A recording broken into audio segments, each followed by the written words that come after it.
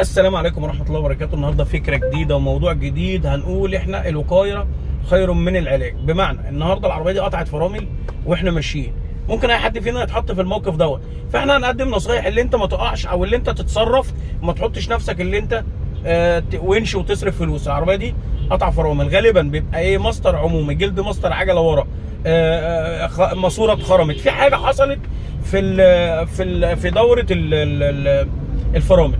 فدلوقتي احنا ماشيين ازاي؟ اول حاجه سرعه تكون منخفضه، تاني حاجه يكون معاك فرامل يد عشان تقدر تعمل الفكره اللي احنا بنعملها. انا ماشي بالراحه عشان ما اكلفش نفسي لحد ما اوصل الميكانيكي. فرامل يد ايدي عليها على طول زي ما انتم شايفين كده، ايدي كده. بص الطريق، بص انا ماشي كام، هات كده العداد اهو 40، انا ماشي على الدائري، هات الدائري كده. فاحنا كل مشكله هتحصل او كل بروبلم يحصل